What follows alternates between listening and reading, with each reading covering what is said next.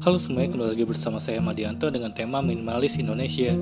Kali ini kita akan membahas tentang cara hidup sederhana yang penting diketahui. Kebutuhan manusia di dunia ini berbeda-beda, namun terkadang manusia bukan hanya sekedar memenuhi kebutuhannya, tetapi juga keinginannya, sehingga kebutuhannya menjadi tidak sederhana. Pada dasarnya, hidup sederhana adalah kebiasaan seorang untuk berperilaku sesuai kebutuhan dan kemampuannya. Sederhana dapat pula berarti tidak berlebihan atau tidak mengandung unsur kemewahan. Banyak orang masih menganggap bahwa seseorang yang menerapkan pola hidup sederhana dalam kesehariannya kerap disamakan dengan kikir atau pelit. Padahal cara hidup sederhana sendiri bukan cara hidup yang kikir atau pelit, seperti yang dituduhkan, melainkan lebih pada mengutamakan kebutuhan utama yang disesuaikan dengan pendapatan yang diperoleh. Selain bergaya sesuai dengan kemampuan, cara hidup sederhana yang perlu kamu terapkan lainnya adalah selalu menyisihkan sebagian pendapatannya untuk ditabung. Jika ingin mengikuti gaya hidup sederhana atau minimalis, tetapi masih belum tahu harus memulainya dari mana, berikut cara hidup sederhana yang penting untuk diketahui. Yang pertama, buatlah daftar benda yang tidak kamu butuhkan. Cara hidup sederhana yang pertama, kamu bisa memulainya dengan terlebih dahulu membuat daftar benda yang tidak kamu butuhkan. Jika kamu tidak pernah memakai sebuah benda lebih dari setahun atau sebulan, hampir pasti kamu membutuhkan tempat lebih untuk menyimpannya. Padahal mungkin kamu memang sudah tidak membutuhkannya lagi. Maka buat daftar barang-barang yang sudah tidak kamu butuhkan. Kedua, singkirkan benda-benda yang hampir sama. Cara hidup sederhana yang mirip dengan konsep hidup minimalis ini adalah dengan menyingkirkan benda-benda yang hampir sama. Punya barang yang hampir sama, tak ada orang yang peduli kamu menggantinya karena keduanya terlihat sama. Kamu bisa memilih salah satu dan menyingkirkan yang lainnya. Ketiga, menyederhanakan makanan. Tidak perlu membeli terlalu banyak makanan dari pasar. Beli secukupnya dan makan sebelum makanan itu kadaluarsa. Buanglah makanan yang sudah tidak enak. Ambil dan masak makanan secukupnya. Jangan berlebihan sehingga terbuang sia-sia. Keempat, menyederhanakan dalam berkemas. Cara hidup sederhana yang mirip dengan konsep minimalis selanjutnya yang tak kalah penting adalah menyederhanakan cara berkemas. Jika sebelumnya lebih senang mengoleksi barang yang minim nilai guna, lebih baik utamakan nilai gunanya. Kemas barang-barang yang benar-benar diperlukan. Kelima, menyederhanakan pakaian. Selain sederhana dalam berkemas, untuk memulai hidup seperti ini kamu juga bisa mulai belajar untuk menyederhanakan pakaian. Gaya minimalis tidak pernah ketinggalan zaman. Miliki pakaian-pakaian yang bersifat basic sehingga bisa lebih mudah dipadukan. Keenam, seimbangkan pemasukan dan pengeluaran.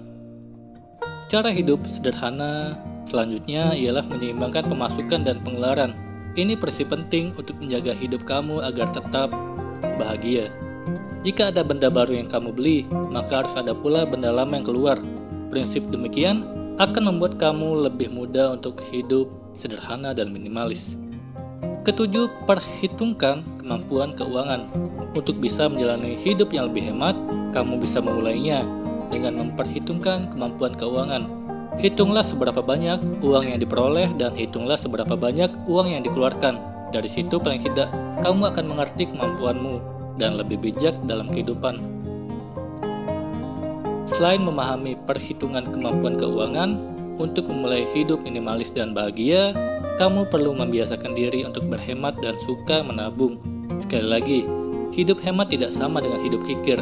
Hidup hemat itu penuh perhitungan, terutama untuk hal-hal yang tidak bermanfaat, sehingga dapat berhemat dan menyisihkan sebagian uang untuk ditabung. Cara hidup seperti ini dapat diterapkan dan dijalani dengan konsisten untuk hasil seperti yang bisa kamu harapkan.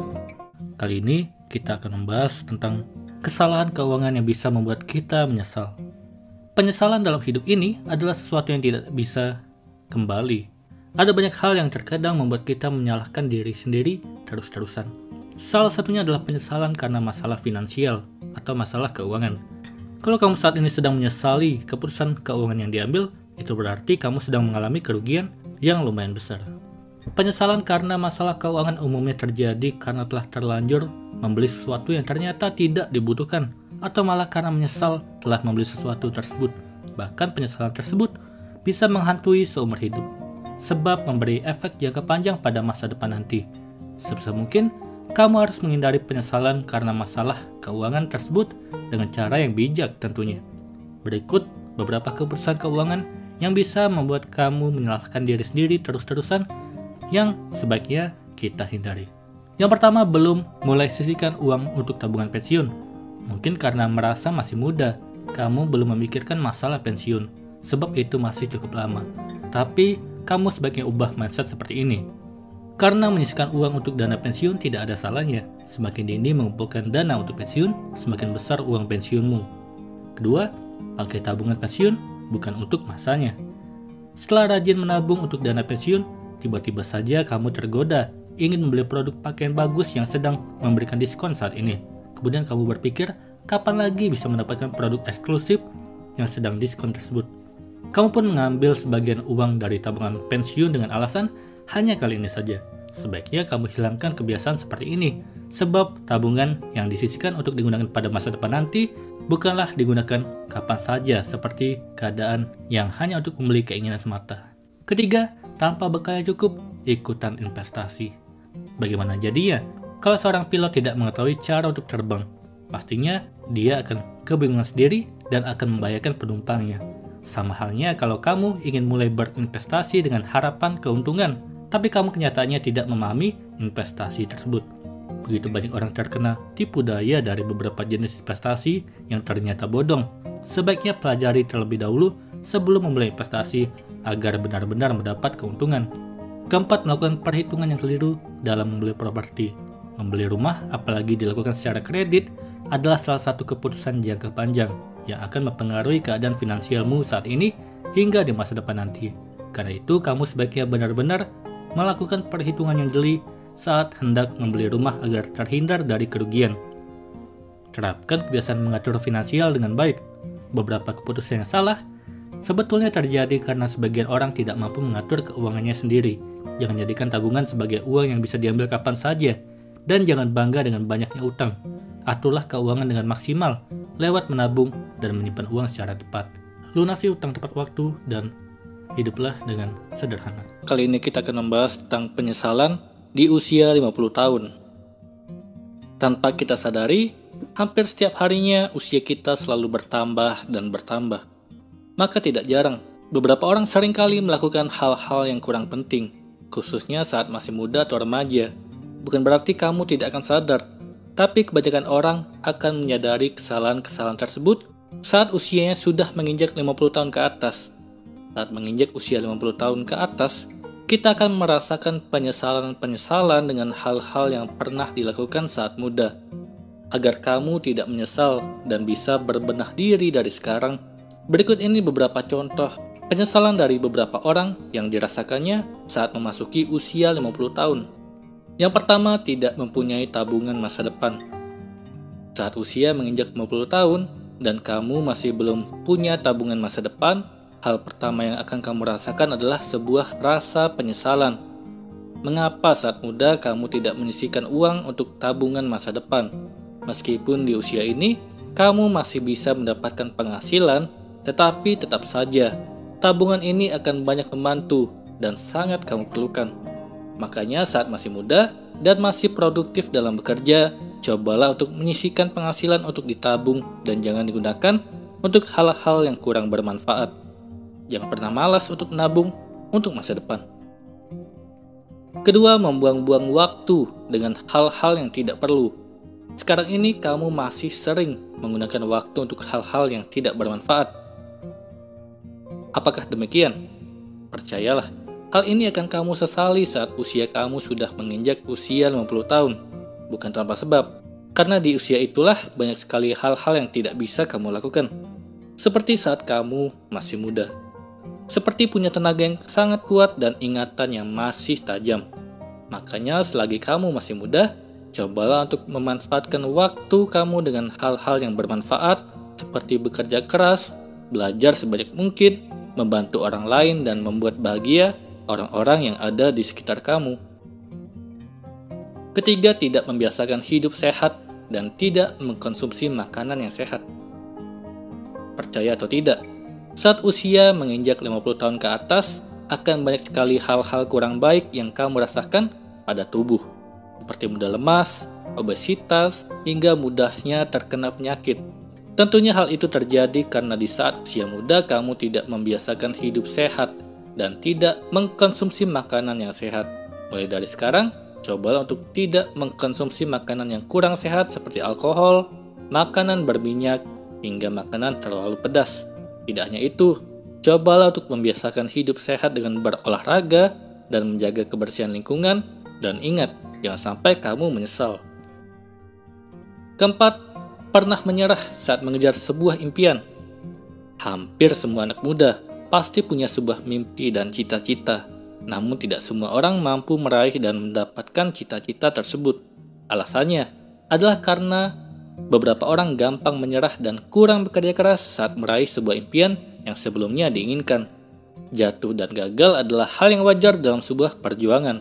Namun jangan sampai kegagalan tersebut membuat kamu menjadi putus asa dalam meraih sebuah mimpi. Karena kegagalan bukanlah akhir dari semuanya, tetapi merupakan awal perjuangan dan pembelajaran untuk mendapatkan sebuah kesuksesan. Kelima, tidak mempunyai pekerjaan yang sesuai dengan passion. Apakah sekarang kamu masih belum mendapatkan pekerjaan sesuai passion? Kalau belum, geralah mencarinya. Jangan sampai saat usia kamu menginjak 50 tahun, kamu baru menyesalinya dan menyadarinya. Mempunyai pekerjaan yang tidak sesuai dengan passion memang bukanlah akhir dari segalanya. Kamu bisa mencoba pekerjaan sampingan yang sesuai dengan passion kamu. Tentunya hal ini akan membuat kamu lebih bahagia dan tidak akan merasa terbebani saat bekerja sesuai dengan kesukaan. Jadi buatlah dirimu bahagia dan nyaman dengan pekerjaan yang kamu punya. Penyesalan memang akan selalu datang di akhir. Maka dari itu, manfaatkan masa muda dengan baik dari sekarang, supaya penyesalan tidak kamu rasakan terlalu banyak saat usia kamu menginjak 50 tahun. Kali ini, kita akan membahas tentang penyebab penghasilan setiap bulan selalu melayang. Awal bulan, seperti sekarang, sering bahagia karena baru menerima gaji. Sayangnya, kondisi ini hanya bisa dirasakan dalam kurung waktu sebentar. 1 minggu kemudian, saldo pun tahu-tahu menjadi menipis. Semoga ini tidak terjadi kepada kita. Tapi apakah kamu pernah merasakan dan bertanya-tanya, apa sih penyebab gaji cepat habis? Padahal gaji, ada yang sudah naik gajinya karena prestasi di kantor. Tapi kenapa rasanya tidak cukup terus? Prita Gozi, financial planner, melalui channelnya Zap Finance TV, membagikan sederet alasan kenapa gaji cepat sekali habis. Yang pertama, belanja. Tak bisa dipungkiri, setiap tanggal gajian tiba diiringi dengan keinginan belanja yang luar biasa besarnya. Mendadak kita ingin memencet tombol check out di akun e-commerce yang berisi keinginan terpendam. Padahal kalau tidak disiasati, hal ini bisa membuat penghasilan meluap begitu saja. Mendadak kita merasa jadi orang kaya, atau bahasa kerennya BPJS, budget pas-pasan, jiwa sosialita. Itu sebenarnya momen kita tidak bisa membedakan mana kebutuhan dan keinginan. Boleh punya keinginan, tapi dengan memiliki rekening saving account. Saving account adalah rekening terpisah untuk menyimpan dana khusus untuk membeli barang yang diinginkan. Dengan kata lain, kalau rekening ini sudah habis, kamu tidak boleh menggunakan pos keuangan lain untuk berbelanja. Belanja dengan cerdas dan dapat membedakan kebutuhan dan keinginan akan menyelamatkan keuanganmu. Kedua, cicilan. Adakah kamu yang sampai sekarang masih memiliki tanggungan dalam bentuk cicilan? Terlepas apapun tujuannya, cicilan juga menjadi faktor penyebab gaji rasanya cepat sekali hilang begitu saja. Berbahaya kalau cicilan melebihi 1/3 dari penghasilan. Itu sudah tidak sehat kalau hanya untuk membayar cicilan. Misalnya gaji setiap bulan sekitar 3 juta, terus 1 juta untuk cicilan. Tanpa disadari, kita tidak bisa menerima gaji full karena habis untuk cicilan. Sebaiknya ingat lagi agar alokasi pembayaran cicilan sebaiknya tidak melebihi 30% dari penghasilan.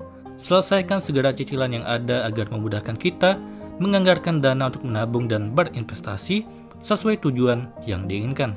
Ketiga, terlalu sering hangout. Berapa kali kamu hangout dalam sebulan? Apakah bisa dihitung jari atau malah keseringan? Kendati menyenangkan, keseringan hangout bisa menjadi kebocoran halus keuangan kalau tidak disikapi dengan baik. Oleh karena itu, pastikan kamu memilih acara hangout sesuai dengan kapasitas keuangan. Atau kalau memang hangout ini memang menjadi sebuah kebutuhan sebagai cara untuk kita bekerja lebih produktif, maka kamu bisa mengganti atau memindahkan dana yang semula pos bersenang-senang menjadi pos kebutuhan. Perlu dicatat bahwa pos kebutuhan sebaiknya hanya setengah dari penghasilan. Kalau kamu berminat menerapkan cara ini, artinya harus ada anggaran lain yang dikorbankan demi memenuhi kebutuhan hangout ini.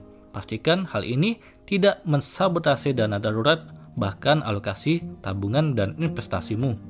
Keempat, traveling. Di masa ini, traveling telah bergeser menjadi kebutuhan setiap orang. Bahkan studi menunjukkan di hari kedua liburan, level stres seseorang telah berkurang. Tak heran setiap orang meluangkan waktu khusus untuk liburan dan melepas penat. Tapi pastikan dananya sudah tersedia. Sebaiknya anggarkan traveling dalam pos bersenang-senang. Jadi ada baiknya memang kita membuat rekening khusus yang memang dikumpulkan untuk liburan. Nantinya berapa angka yang tersedia itulah dana yang boleh digunakan untuk traveling. Lebih lanjut, sebaiknya agar kita terhindar berutang demi bisa liburan, jangan tergoda berlibur dengan fasilitas bayar tunda atau cicilan 0% agar liburan tenang dan keuangan aman dapat terwujud. Kelima, hobi. Terakhir yaitu hobi yang ternyata bisa membuat gaji cepat habis. Apalagi kalau kamu yang termasuk tipikal up-to-date perkembangan baru dan selalu tergoda untuk mengganti gadget dengan model terbaru. Sekarang itu, fenomena berkaitan dengan gadget. Setiap saat pasti keluar model terbaru. Akhirnya dengan kekhawatiran ketinggalan zaman atau istilahnya fear of missing out, kita tergoda untuk beli gadget dengan konsep cicilan. Punya hobi itu boleh saja, asalkan pastinya dananya sudah terkumpul dan tidak mengganggu pos keuangan yang lain. Sehingga sekitar 10% ke dalam playing akun atau akun hobi kalau memang kita mempunyai hobi tertentu. Setelah gajian, jangan lupa lakukan hal ini. Bagilah pos gaji, miliki rekening terpisah, buat skala prioritas, kurangi kunjungan ke ATM, buatlah tujuan keuangan. Itulah tadi penyebab kenapa sih gaji setiap bulan terkadang selalu habis. Kali ini kita akan membahas tentang hidup sederhana seperti orang Jepang. Inilah 5 hal yang membuat kamu lebih bahagia. Gaya hidup minimalis adalah sesuatu yang patut dipelajari dari orang Jepang, dengan tujuan akhir membebaskan diri dari ketergantungan pada hal-hal, sehingga mereka menyederhanakan hal-hal untuk kehidupan yang lebih ringan dan lebih bahagia. Setiap negara memiliki karakteristik budaya sendiri yang layak dipelajari.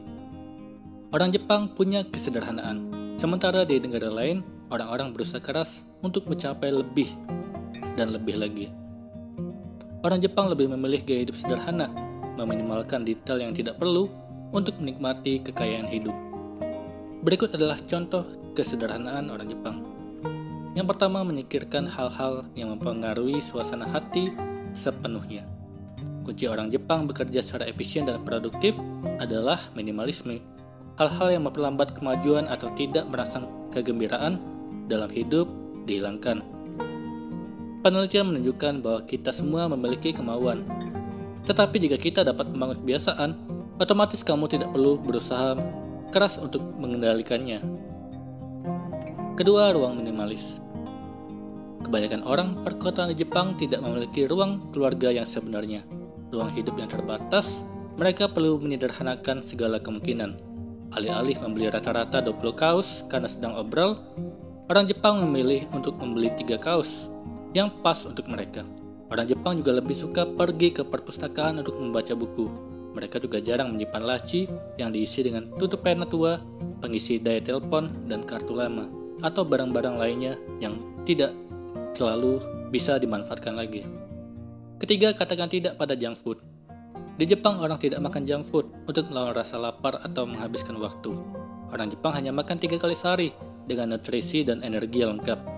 Kamu tidak akan menemukan orang Jepang berjalan dan makan di jalan. Pakar nutrisi juga menegaskan bahwa kalau kamu memenuhi kebutuhan nutrisi tubuh di makanan utama, kamu tidak perlu makan lebih banyak cemilan atau snack untuk mengisi kembali energi. Keempat, belanjakan sesuai kebutuhan yang sebenarnya. Orang Jepang memiliki gaya busana yang santai. Mereka tidak menjadikan diri mereka budak tren, sehingga mereka membelanjakan berdasarkan kebutuhan yang sebenarnya dan lebih memilih hal-hal yang nyaman untuk hidup dan bertahan hidup. Kualitas selalu diprioritaskan daripada kuantitas. 5. Prinsip pemeriksaan waktu. Banyak dari kita menghabiskan waktu kita secara tidak rasional dan selalu merasa super sibuk tetapi tidak mencapai apapun dalam hidup. Penulis Alex Williams meneliti Jepang dan menyadari kalau kamu dapat mengontrol waktu setiap hari, kamu akan merasa lebih bahagia. Untuk mengontrol waktu, kamu perlu makan lebih baik, berpakaian lebih sederhana, hidup lebih sehat tetapi jangan terlalu khawatir tentang hal itu. Itulah tadi prinsip hidup orang Jepang dalam kesederhanaan. Kali ini kita akan membahas tentang menemukan kebahagiaan dengan hidup sederhana. Kebahagiaan, tentu semua orang menginginkan hidup bahagia. Tapi dari sekian orang yang menginginkan kebahagiaan, ternyata terdapat beberapa orang yang tidak bahagia hanya karena hidupnya sangat sederhana. Menemukan kebahagiaan melalui hidup sederhana bisa kamu temukan dengan hidup apa adanya. Banyak orang yang berkata bahagia itu ketika memiliki banyak uang. Tapi bagaimana dengan orang-orang yang hidupnya cukup sederhana? Apakah mereka tidak bisa berbahagia? Menemukan kebahagiaan dalam kesederhanaan. Yang pertama, selalu bersyukur. Dengan bersyukur kepada Tuhan, maka kamu akan menemukan kebahagiaan. Karena kebahagiaan yang sejati berasal dari Tuhan. Di dalam keadaan apapun, kamu akan berbahagia kalau kamu berharap kepada Tuhan. Kamu harus mensyukuri suka dan duka yang kamu rasakan. Karena suka duka yang dirasakan terkadang malah akan berbuah baik. Sehingga di masa yang sulit, kamu harus tetap bersyukur kepada Tuhan. Hal ini akan membuatmu merasa lebih tenang karena lebih bisa mengendalikan emosi dan menyerahkan semua beban masalah kepada Tuhan lewat doa. Kedua, berpenampilan sesuai isi kantong. Sangat sedikit orang di zaman sekarang yang tidak segan berhutang supaya memiliki penampilan yang sedikit lebih menarik dari kebanyakan orang, sehingga pada akhirnya harus kebingungan membayar hutang. Hidup yang demikian ini sebenarnya tidak benar-benar bahagia, tetapi hanya kebahagiaan semu, justru hanya akan berakhir pada kepedihan. Ketiga, rendah hati. Meskipun kamu memiliki banyak keunggulan di dalam dirimu di antara teman-teman yang lain, tapi kamu harus menghindari keinginan untuk menyombongkan diri atau merasa lebih hebat. Seseorang yang memiliki sikap rendah hati akan lebih disukai oleh orang lain. Sikap ini akan membuat seseorang lebih humble dan tidak sombong, sehingga lebih bisa dapat menghargai orang lain. Terlebih, kalau kamu mendapatkan lebih banyak teman karena kamu memiliki sifat yang rendah hati, karena kebanyakan orang lebih senang memiliki teman yang rendah hati dan tidak sombong. Keempat, berpikir positif. Menemukan sebuah kebahagiaan dengan hidup sederhana bisa dimulai dengan berpikir positif. Tidak ada hal yang akan menghalangi hidupmu, kamu akan mampu mengatasi banyak masalah dalam kehidupan. Bangkit dari kegagalan dan bersemangat kalau kamu mampu berpikir positif. Kelima, rutin berolahraga. Kamu harus rajin berolahraga, karena dengan berolahraga maka beban hidup akan berkurang karena kamu bisa mengalihkan masalah dengan olahraga. Dengan berolahraga juga akan membuat tubuhmu menjadi sehat. Maka harus memilih waktu yang tepat untuk berolahraga agar beban dan pikiranmu jadi sehat. Keenam, makan dan minum secukupnya. Makan dan minum adalah kebutuhan pokok bagi manusia untuk hidup. Maka prinsip inilah yang harus dipegang oleh seseorang agar mampu mengontrol keinginannya dalam mengkonsumsi makanan yang berlebih, sehingga dapat menjalani hidup yang lebih sederhana. Selain juga untuk berhemat, maka hal ini juga dapat kamu lakukan agar bisa belajar bahwa segala hal tidak harus dilakukan dengan berlebihan. Ketujuh, menerima diri. Kalau kamu merasa ketika membeli sesuatu, kamu merasa lebih berharga dan lebih bahagia, maka hal tersebut harus digantikan untuk tetap bahagia dengan apa yang kamu miliki saat ini. Menerima keadaan diri sendiri dan selalu bersyukur akan apa yang sudah dimiliki merupakan salah satu langkah awal untuk mendapatkan kebahagiaan. Karena kebahagiaan sejati adalah memulai mencintai diri sendiri. Kedelapan, tidak meniru orang lain. Tidak jarang sebagian orang menduplikasi diri orang lain atau idolanya hanya demi mendapatkan pengakuan dan kepuasan. Bersikap dan berperilaku seperti ini sebenarnya tidak akan memberikan dampak positif dan kebahagiaan batin seseorang. Bahkan terkadang seseorang akan semakin tertekan karena harus selalu mengikuti standar orang lain. Oleh sebab itu, tak perlu kamu menjadi orang lain hanya untuk memperoleh kebahagiaan palsu. Cukup jadilah dirimu sendiri dan maksimalkan potensimu. Maka kamu akan mendapatkan kepuasan dan kebahagiaan batin yang hakiki. Jangan pernah ingin menjadi orang lain dan menginginkan kehidupan orang lain. Nikmati banyak hal kecil yang terjadi dalam hidupmu. Hal ini bertujuan agar hidup jadi semakin bahagia. Lalu yang terakhir, berhenti membuat alasan. Kalau kamu pernah mengingkari janji, maka jangan pernah membuat atau melebih-lebihkan masalah. hanya untuk mendapatkan simpati. Kamu harus mengucapkan maaf dengan tulus dan memberikan penjelasan seadanya terhadap keadaan yang kamu alami. Meskipun tidak mudah untuk mengembalikan keadaan, tapi setidaknya rasa bersalah di dalam hari yang ada dalam dirimu pun akan perlahan hilang. Kebahagiaan dengan hidup sederhana bisa kamu temukan dengan melakukan hal-hal kecil, meskipun kelihatannya tidak berguna dan berarti, tapi hal itu bisa berdampak besar, sehingga kamu harus lebih bersemangat. Kali ini kita akan membahas tentang seni merapikan rumah ala Jepang. Masalah kebersihan rumah sering menjadi persoalan sederhana yang berujung membuat masalah besar. Tak semua rumah memiliki asisten rumah tangga, karena itu kita juga sebagai penghuni rumah yang harus membersihkan rumah meski dalam keadaan lelah sepulang kantor atau bekerja di lapangan. Walaupun bersih-bersih dilakukan setiap hari, mungkin kita bingung mengapa rumah tetap terlihat berantakan dan sulit rapi. Belum lagi jika banyak barang di rumah yang terkadang merasa sayang untuk menyingkirkannya, kendati sudah tak terpakai lagi. Padahal, hunian yang bersih dan rapi tentu akan membuat kita betah di rumah dan berinteraksi dengan anggota keluarga. Namun sibuk beraktivitas membuat kita menjadi enggan untuk merapikan rumah menjadi benar-benar rapi. Kalau kalian berpikir, bagaimana cara membereskan rumah yang ideal? Mungkin kalian akan tertarik mencoba metode KonMari ala masyarakat Jepang.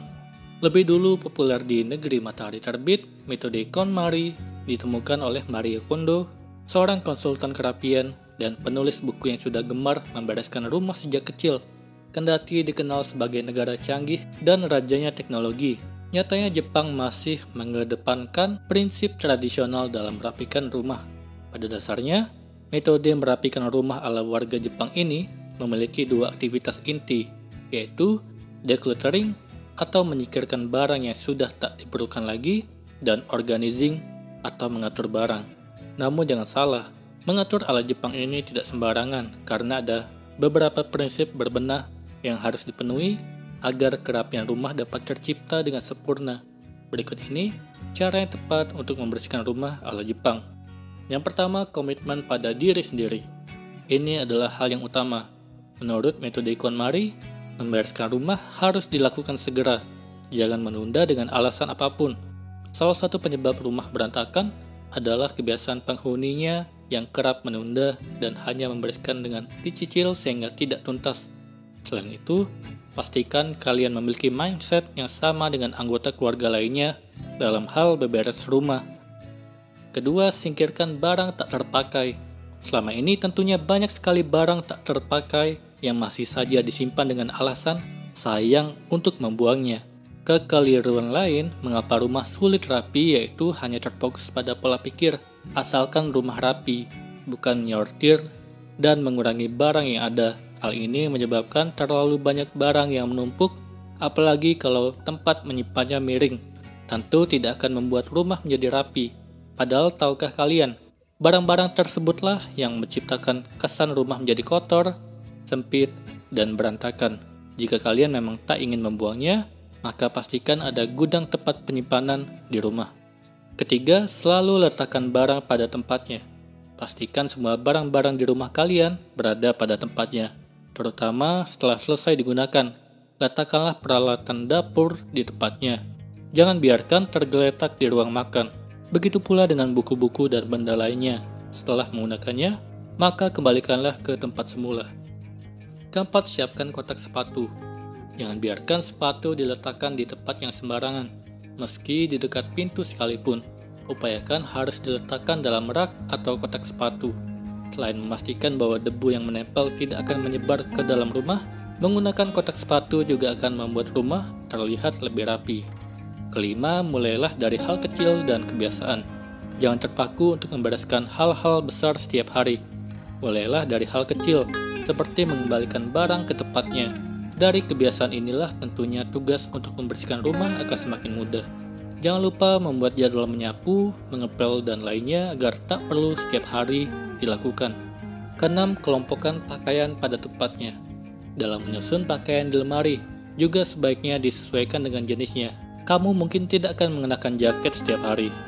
Kelompokkan saja pakaian dari yang sering dipakai dan yang jarang dipakai, agar ketika memilih pakaian, kita tak membuat berantakan semua bagian lemari. Ketujuh, beres-beres per kategori, bukan per lokasi. Kesalahan umum yang kerap dilakukan banyak orang adalah menata rumah menjadi rapi berdasarkan lokasi.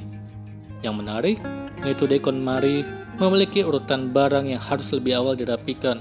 Pakaian, buku, dokumen atau kertas, komono atau barang-barang kecil seperti aksesoris, kosmetik atau obat-obatan, serta sentimental item atau benda yang memiliki nilai kenangan dalam hidup. Urutan ini harus diikuti sampai satu kategorinya sudah rapi sampai tuntas. Jangan lompat-lompat supaya kerapiannya ideal. Hal penting lain, setiap barang wajib memiliki rumahnya sendiri dan mengembalikan barang harus ke tempat tersebut. Dan terakhir, Spark Joy sebagai parameter utama.